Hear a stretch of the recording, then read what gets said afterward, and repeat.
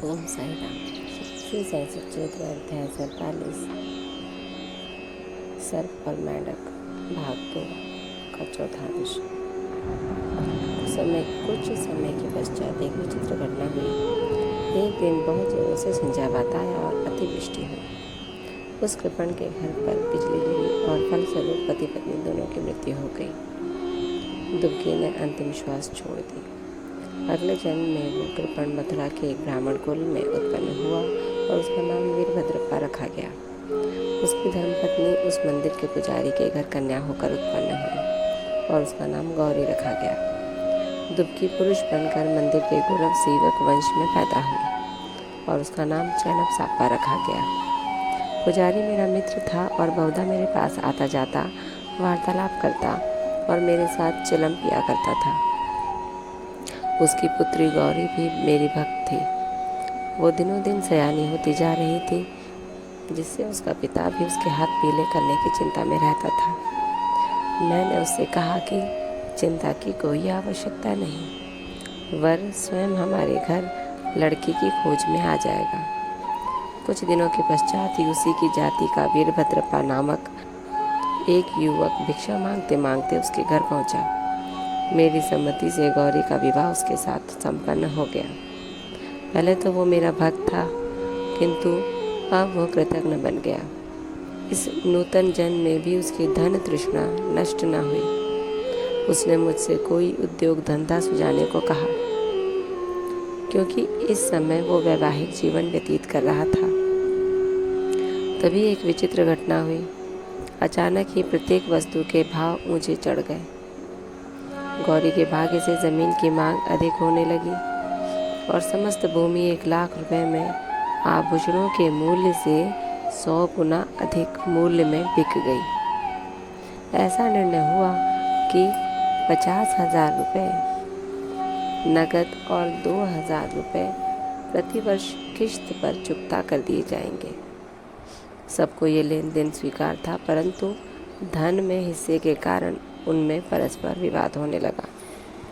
वे परामर्श लेने मेरे पास आए और मैंने कहा कि ये भूमि तो भगवान की है, जो पुजारी को सौंपी गई थी। इसकी स्वामिनी गौरी ही है और एक पैसा भी उसकी इच्छा के विरुद्ध खर्च करना उचित नहीं तथा उसके पति का इस पर कोई अधिकार नहीं है।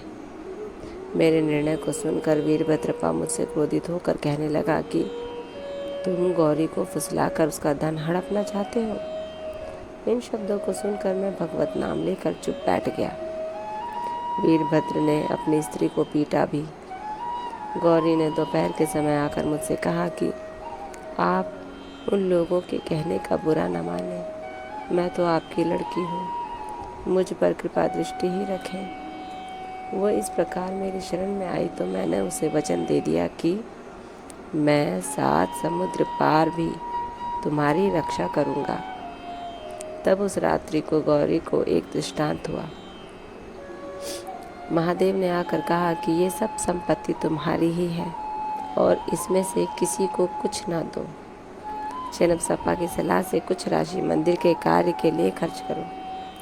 यदि और किसी भी कार्य में तुम्हें खर्च करने की इच्छा हो तो मस्जिद में जाकर स्वयं बाबा से परामर्श करो।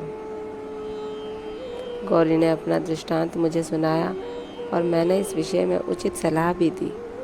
मैंने उससे कहा कि मूल धन तो तुम स्वयं ले लो और ब्याज की आधी रकम चैनपसापा को दे दो।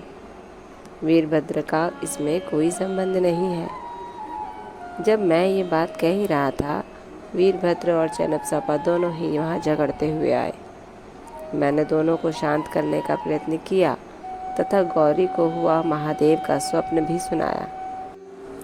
वीरभद्र क्रोध में उन्मत्त हो गया और चैनपसापा को टुकड़े टुकड़े कर मार डालने की धमकी देने लगा।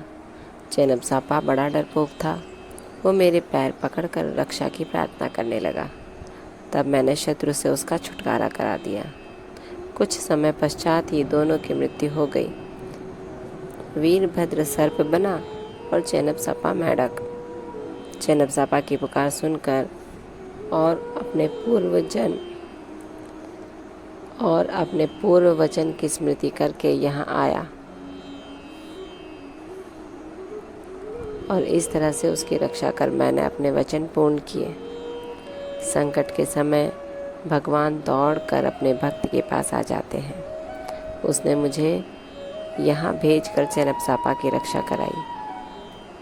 यह सब ईश्वरी लीला है। ओम साई राम। बाबा जन्म जन्म तक अपने भक्तों की रक्षा करते हैं।